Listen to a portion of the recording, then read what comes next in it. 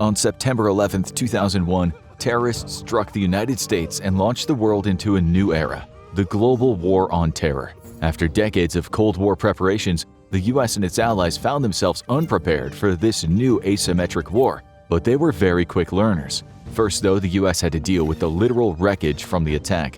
Both the Pentagon and the World Trade Center had suffered catastrophic damage, but the Pentagon was only partially destroyed. The World Trade Center would be a near-total loss.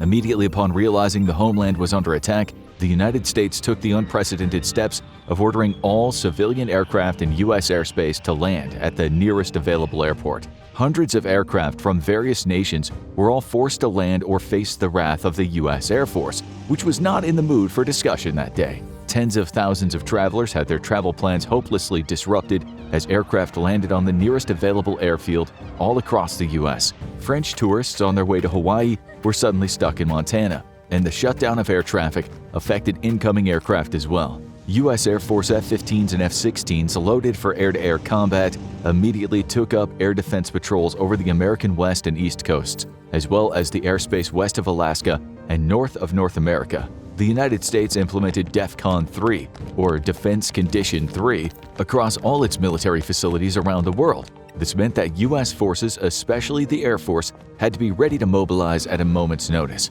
with all the Air Force combat planes ready to take off to the skies within 15 minutes of alert. The U.S. wasn't just worried about further terrorist attacks using civilian airliners. It was sending a clear and strong signal to any would-be adversary that while the U.S. had just taken a nasty sucker punch to the face, it was still on its feet and ready to fight. Any attempts to capitalize on U.S. confusion and weakness in the immediate aftermath of the attacks would be met with immediate and overwhelming force, including nuclear if need be. Civilian aircraft incoming to the United States were immediately ordered to divert and barred from entering American airspace. Anyone wishing to complain could take it up with the Air Force F-15s. Nobody did. Planes were diverted to Canada and Mexico, causing a global aviation logjam and chaos that would last for days. The first priority were search and rescue efforts at both the Pentagon and the World Trade Center. The Pentagon had been a priority target, though each hijacker had been instructed that if they couldn't reach their intended targets, they had the freedom to use their own initiative and choose secondary targets. Anyone who couldn't do either or experienced any difficulties was to immediately crash their planes. Also, the very visual symbol of American global power, the Pentagon, had been high on the list of targets. But the attack did only relatively minor damage to the huge structure. 125 Pentagon workers were killed in the attack, 70 civilians and 55 military personnel, mostly U.S. Army or U.S. Navy employees. The highest-ranking casualty was Lieutenant General Timothy Maude, an Army Deputy Chief of Staff. Thanks to reinforced construction techniques, though, the Pentagon was a particularly tough target to take on, and the damage was limited considering the incredible amount of energy released upon impact. At the World Trade Center site, though, things were far more grim. Firefighters from the New York City Fire Department rushed to the scene of the attack and braved the smoke, dust, and raging firestorm above their heads. Falling debris made the task even more difficult after the towers collapsed in on themselves. Engine 10 and Ladder 10 were the first to arrive on scene, since their firehouse was directly across the street, and at 8:50 a.m. an incident command post was established in the lobby of the North Tower. However, due to safety concerns, the command post was moved across West Street. This would end up saving the lives of many senior officials, though many more died as the North Tower lobby was still being used to coordinate rescue operations when the tower collapsed. Tragically, a repeater system meant to help with radio communications during an emergency had failed due to the attack, and the fire chiefs were unable to contact many of their men when the order to evacuate had been given.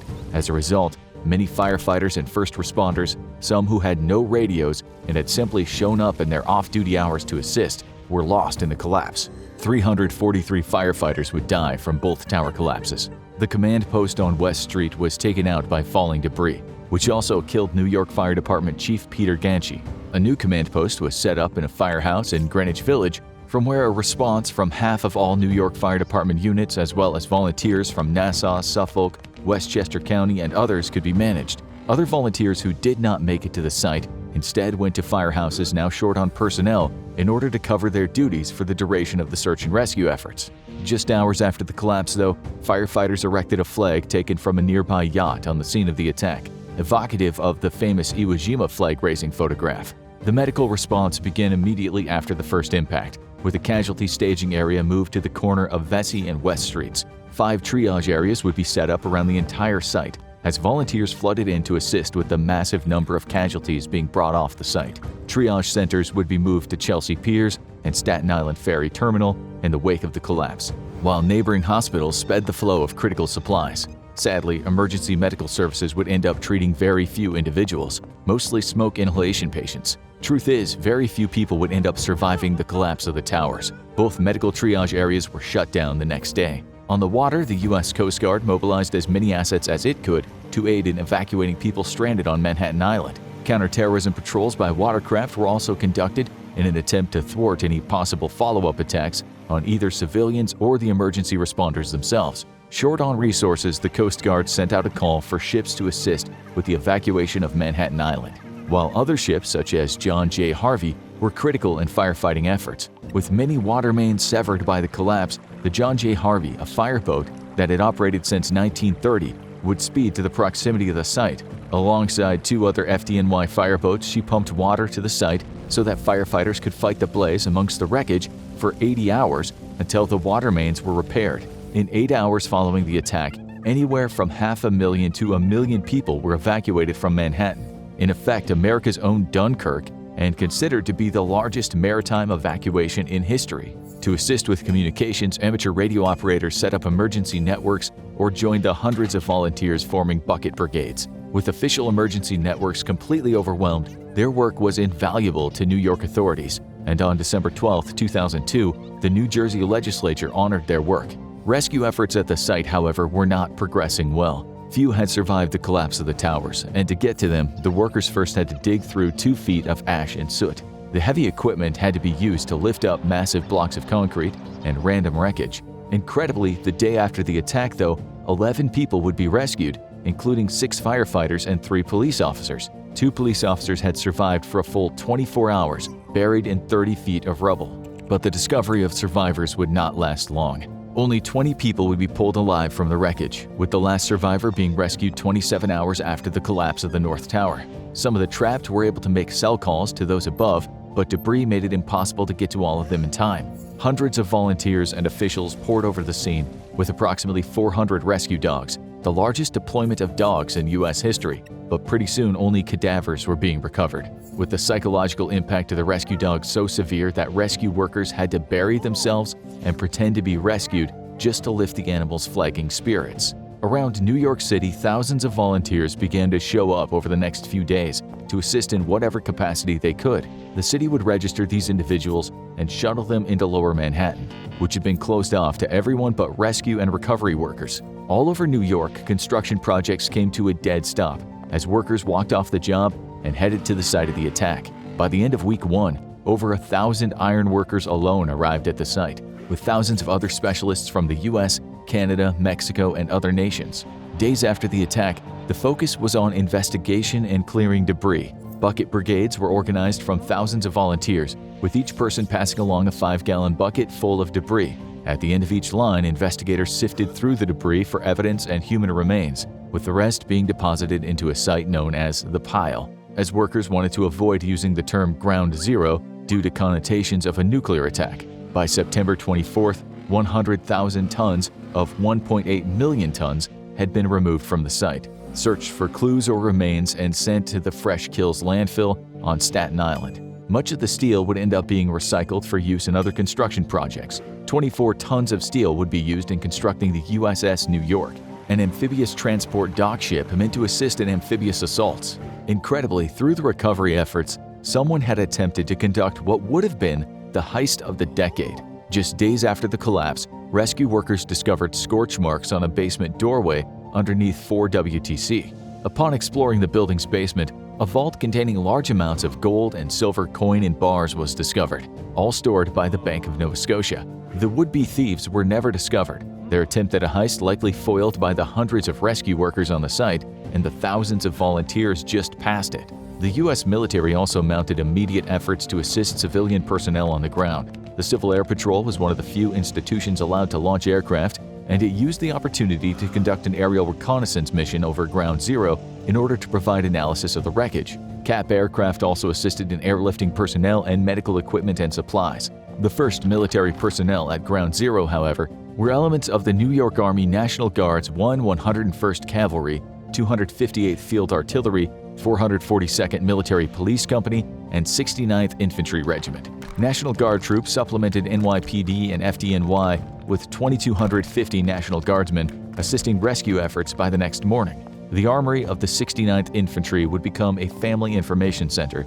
to assist family members of victims in locating their loved ones or recovering their remains. National Guardsmen also provided security to other possible target locations across New York, as well as assisted in traffic control. Soon after, the New Jersey National Guard sent its own personnel to assist. The U.S. Navy redirected its hospital ship, USNS Comfort, to Pier 92 in Manhattan. From there, crew members helped feed and house 10,000 relief workers. Its galley provided 30,000 meals, while its medical facilities assisted injured rescue workers immediately after the attack and during the recovery process. With Osama bin Laden and al-Qaeda claiming responsibility for the attacks, President Bush immediately declared a war on terrorism with the goal of destroying and dismantling global terror networks. Al-Qaeda would be enemy number one, however. A NATO committee agreed that the attack on the U.S. constituted an Article 5 response, and overnight, Osama bin Laden had brought down the heat of the entire NATO alliance on his head. Across the nation, federal law enforcement and intelligence agencies coordinated to arrest 762 suspects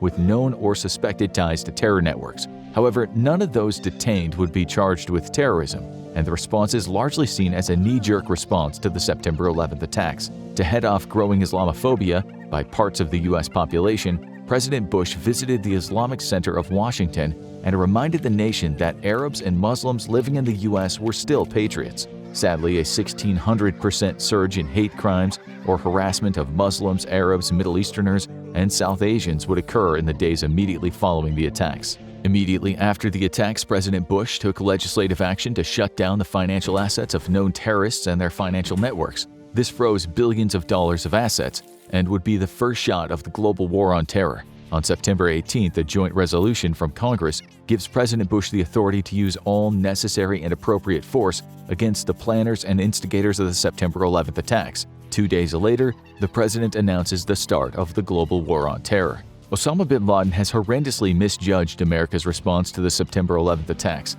He believed that the U.S. would respond in one of two ways: a general pullout of the Middle East, or a round of cruise missile strikes against training facilities. Having weathered a storm of missiles before that did little to nothing, bin Laden believed al-Qaeda had won the day. Immediately after the 9/11 attacks, President George Bush signs into law a joint resolution by the American Congress, authorizing the president to use all reasonable force required to bring to justice or eliminate the individuals responsible for carrying out the September 11th attacks. This makes Osama bin Laden public enemy number one, not just by the U.S., but by America's vast network of global allies. Al-Qaeda itself is targeted for destruction, and the Afghanistan Taliban regime sheltering Al-Qaeda is given an ultimatum: hand over AQ operatives or else. Meanwhile, American intelligence operatives are infiltrating northern Afghanistan, with security provided by American Special Forces. In a series of clandestine meetings, the U.S. develops a plan to work together with the anti-Taliban, so-called Northern Alliance. This alliance is a coalition of anti-Taliban opposition,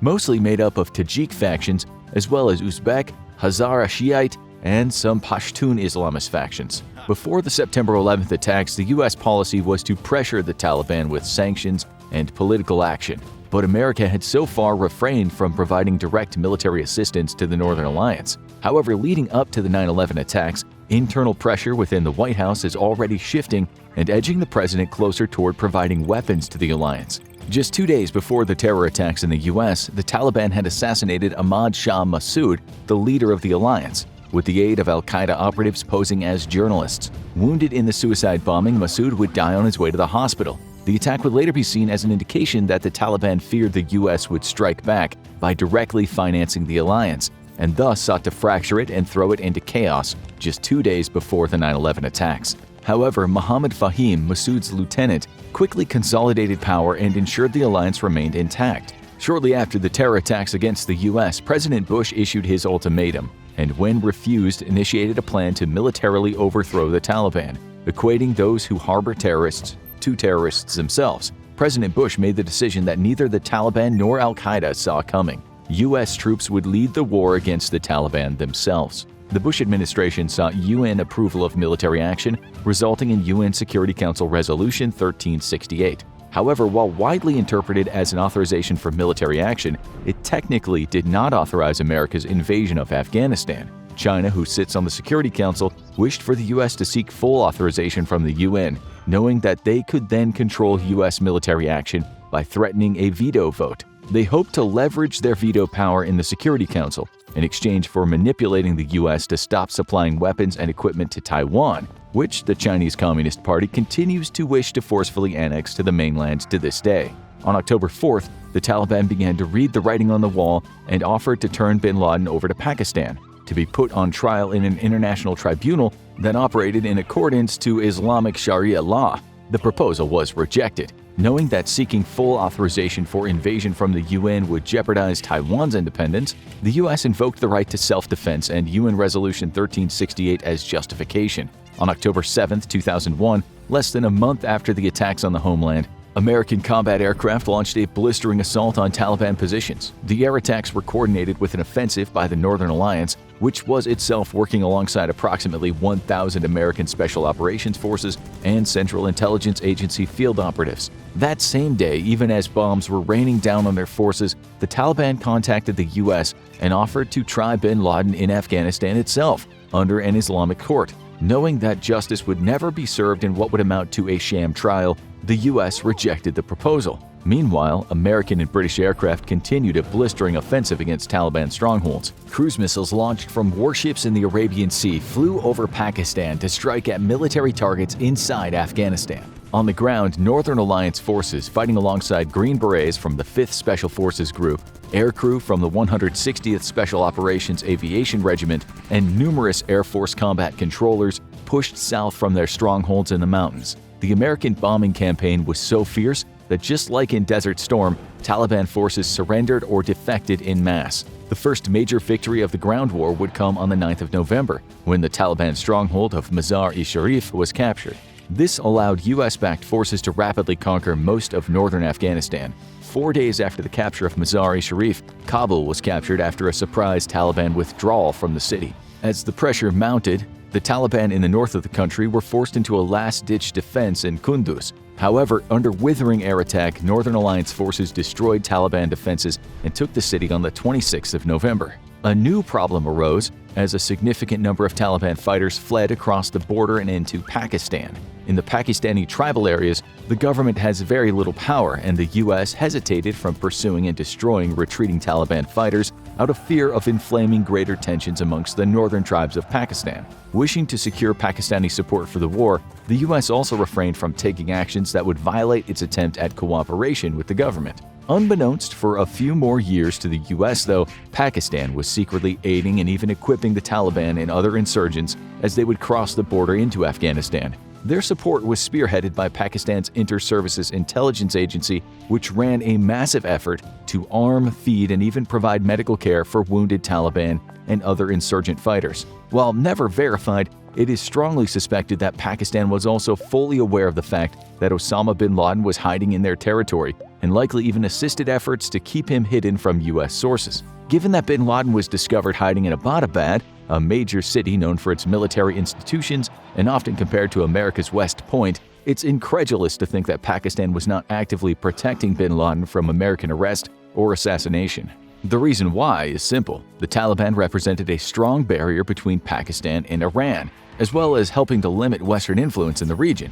Pakistan had every incentive to keep the Taliban in power and under their influence, and U.S. plans to uproot al-Qaeda directly clashed with what they saw as a national security priority. In the south of the country, Taliban forces retreated to Kandahar. Before the assault on the city began, the Taliban agreed to surrender to the U.S., a deal which was rejected by Secretary of Defense Donald Rumsfeld.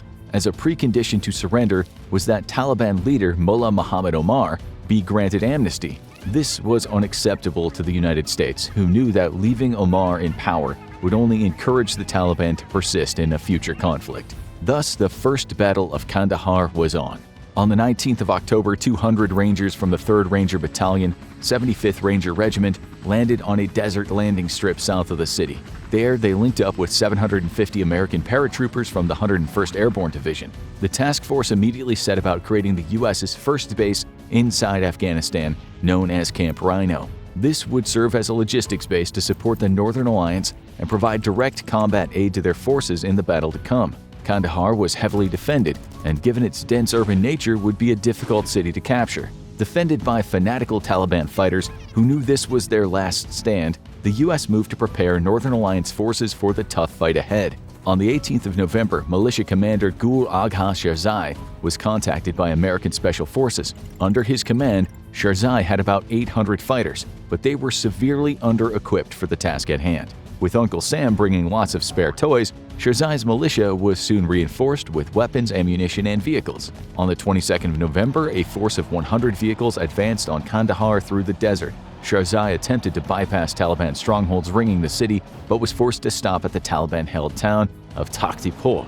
There he attempted to negotiate a surrender of the outnumbered and outgunned Taliban fighters, but instead was ambushed. American air power held in reserve to directly support Sherzai was immediately called, devastating the Taliban ambush. Their forces were put into a full retreat, vacating the city. Meanwhile, the 15th Marine Expeditionary Unit arrived at Fob Rhino on November 25th, relieving the 101st Airborne. The 101st was immediately tasked to strike at Taliban positions outside of the city, and 2 days later, the 15th MEU joined the fight, supported by a unit of Australian Special Air Service operators. Hamid Karzai, leading the Eastern Alliance, had spent several weeks recruiting after the Battle of Tarin Kowt on November 14th.